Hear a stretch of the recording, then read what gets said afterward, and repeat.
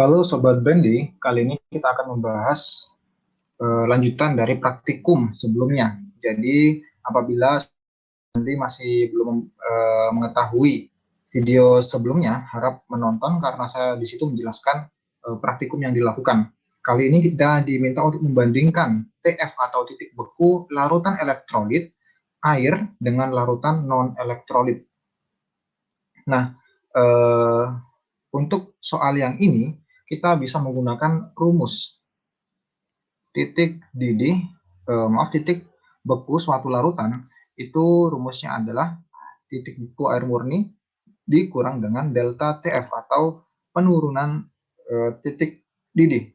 Kemudian delta TF ini rumusnya itu ada dua. Yang pertama adalah molalitas dikali dengan KF. Dan yang kedua adalah molalitas dikali dengan I. Nah, ini adalah untuk larutan non-elektrolit.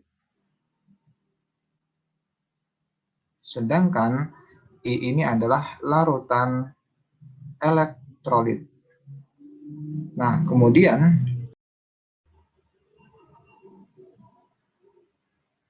kita lihat di sini nilai I itu adalah nilai I ini merupakan jumlah ion-ion yang terionisasi. Nah, selanjutnya mari kita lanjutkan ke proses pembandingan. Jadi di sini kita bandingkan yang pertama, air dengan larutan. Ini larutan apapun. Nah, dari persamaan ini TF sama dengan T air murni dikurang dengan delta TF.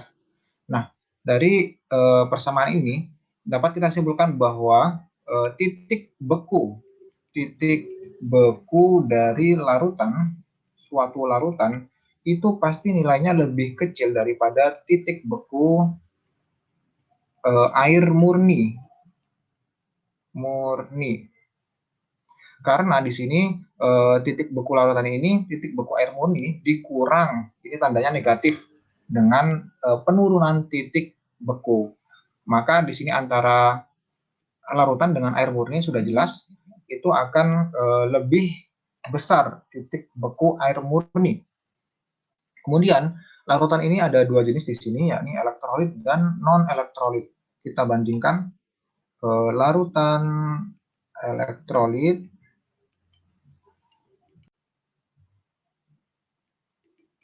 dengan larutan non-elektrolit. Nah, untuk itu kita membandingkan rumus ini penurunan titik beku.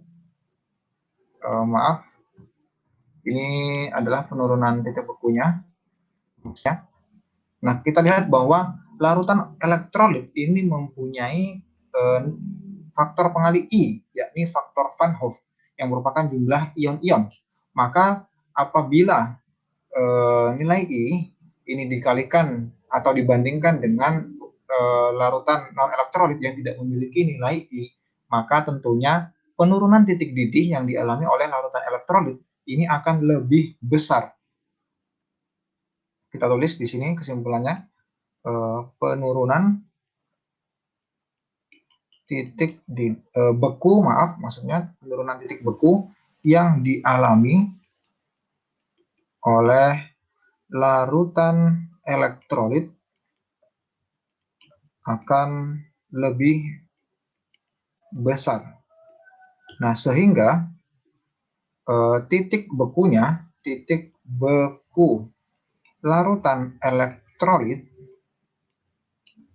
ini akan lebih rendah daripada titik beku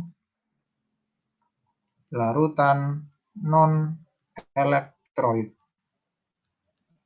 Maka apabila kita bandingkan ketiganya, air dengan larutan elektrolit dan larutan non-elektrolit, yang paling rendah pertama adalah titik beku dari larutan elektrolit. Kemudian yang kedua adalah titik beku larutan non-elektrolit. Dan yang ketiga adalah titik beku dari air. Maka ini adalah jawabannya. Semoga dapat dipahami. Selamat belajar Sobat Beni dan salam edukasi.